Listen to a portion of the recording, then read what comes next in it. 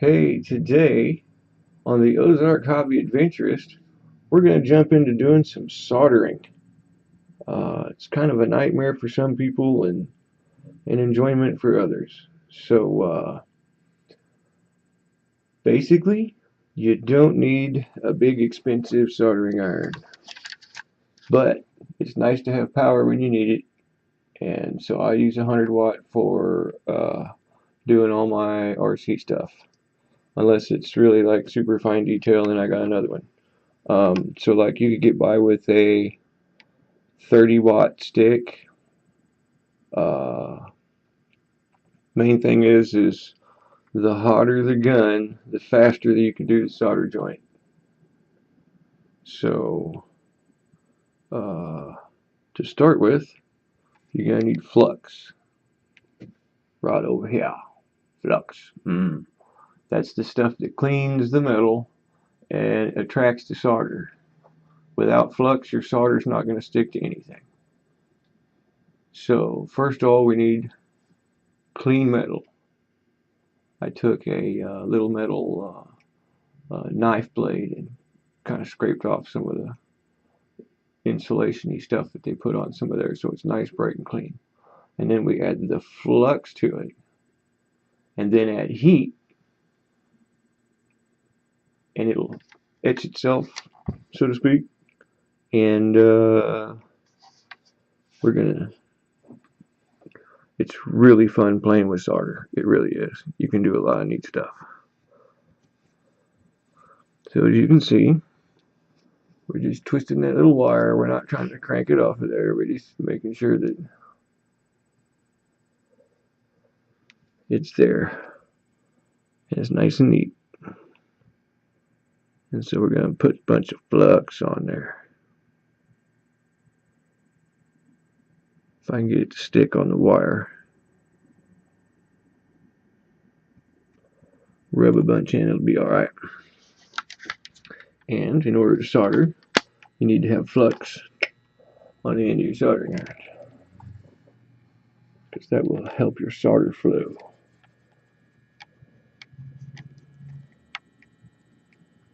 There we go. Wait for that little monster to heat up.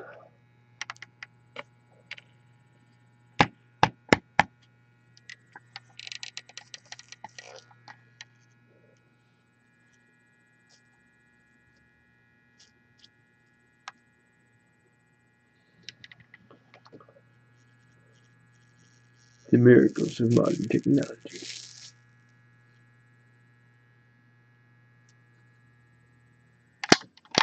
Alright, there you go.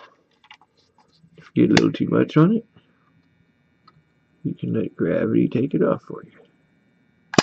Make it all nice and pretty and beautiful. Okay, so let's say you need to join two wires. Okay, well, you're gonna, after you get the hang of this, we're gonna twist these wires. It's gonna take you less time, and it's gonna take you less wire. And so my theory is make it as small as possible, but as big as necessary.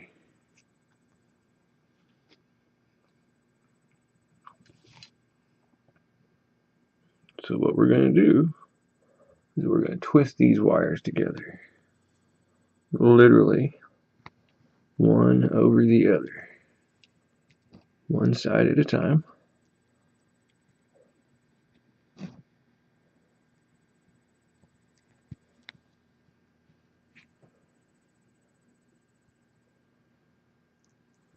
Until it looks like that.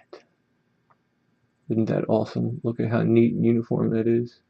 You know that when you solder that, it's going to be a good solder joint, as long as you get enough flux on it.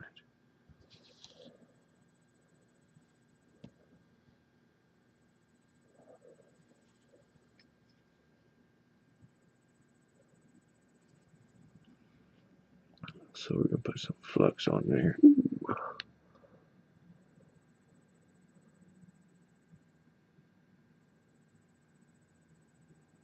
really can't have too much flux, so to speak, but you don't want to be wasteful.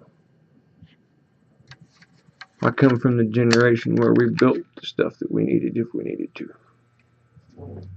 Back when Walmart sold RC cars made by Tamiya.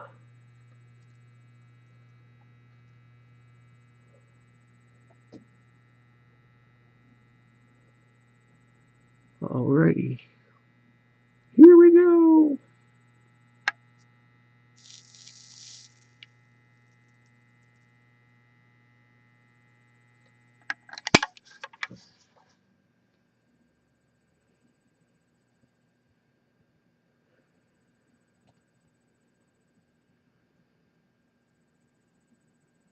See how small that is?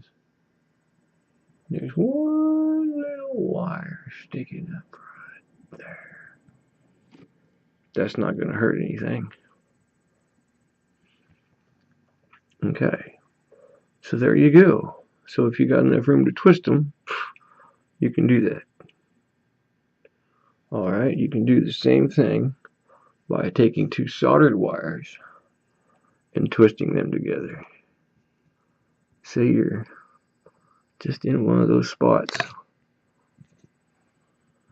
and it ain't working out in your favor. And you know, come on.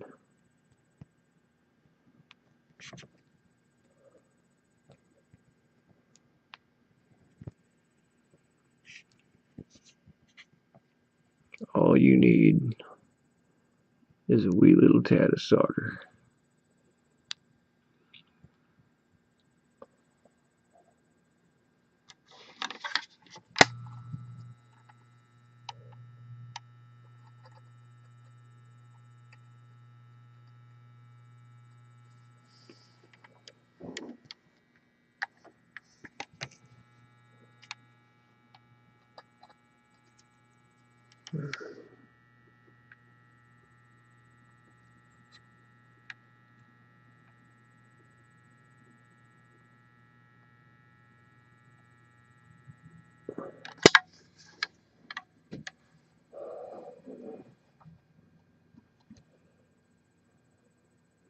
It's not a perfect solder joint.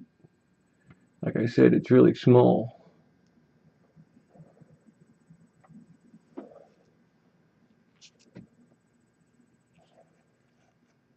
This is the size of the solder joint. Just for reference. So that's not very big. And it didn't take very long. And of course you want to make them as neat as you possibly can. I'm trying to rush through this a little bit. Say you need to join two wires. This is going to get nasty here in a minute. You need to join two wires and you have the ability to spin them together. So what we're going to do is push both them wires down in there, and this is going to be messy. Oh my goodness.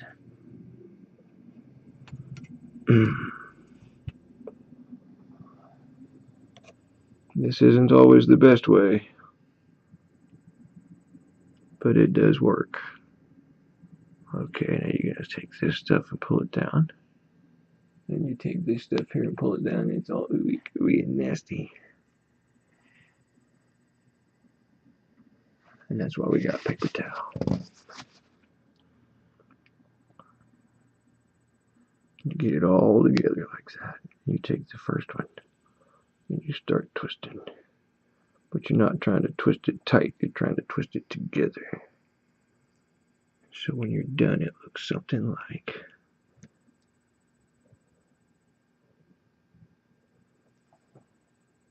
that. With a little bit more refinement.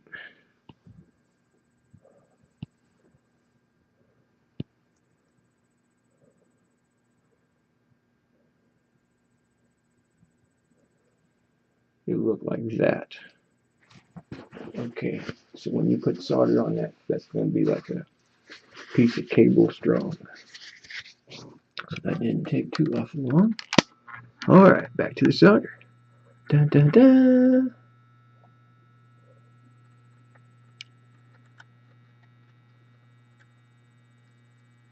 Come on, soldering iron. Wait for it to get nice and warm. And then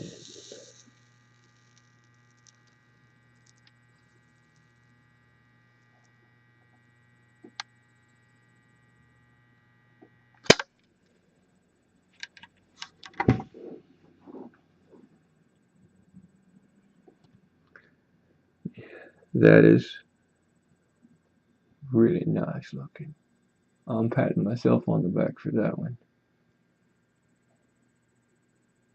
And like I said, these things are really small. These solder joints are teeny tiny. And so when you first start out, they're not going to be that small. So don't be afraid to practice a little bit. Alrighty, now we got one more thing to do here. I got a battery to repair.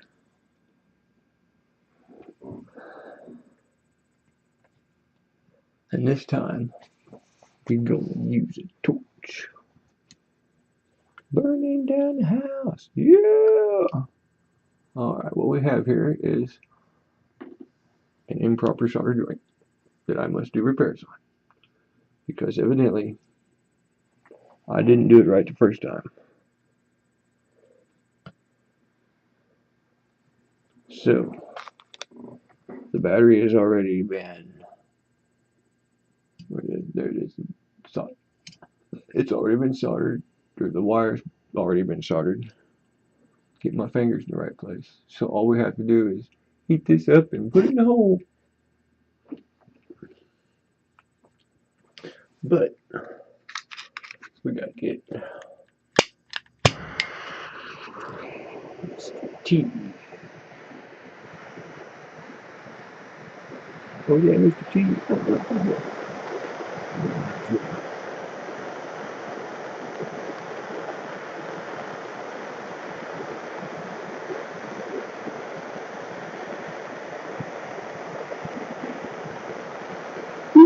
Too much solder. That means I'm gonna have to get through this. Yep.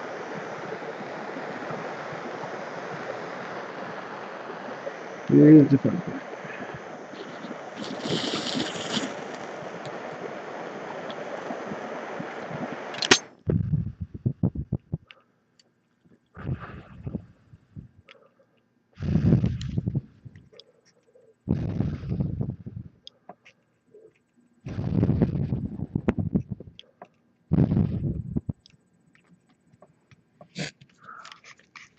Nope. Still a little bit warm.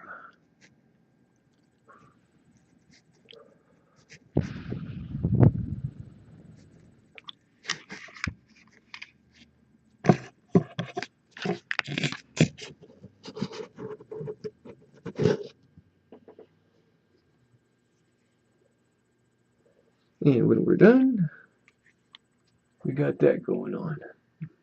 That looks kind of rough. I'll clean that up a little bit with some sandpaper. And I think I burnt some of that the first time I did it. He's still trying to get it all figured out. So we'll clean that up a little bit, which won't take me too long because my file is right here.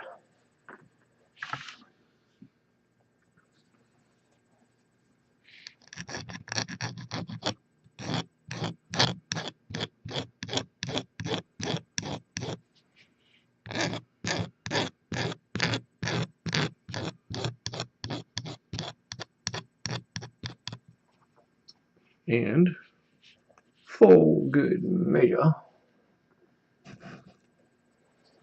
Dun, dun, dun.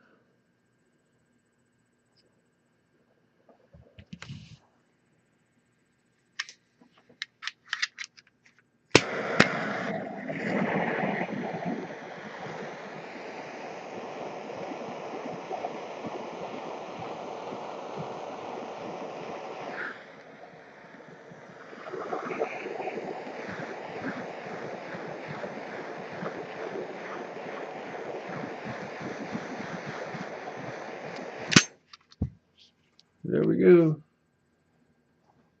A battery pack.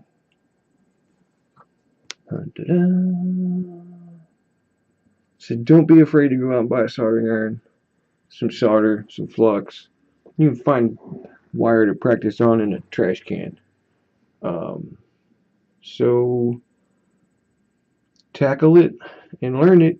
Once you learned it, you've earned it. So hopefully this will help some of you guys out. I don't know if I showed you my hand cramp, my battery bulb for draining my battery. Little solder project.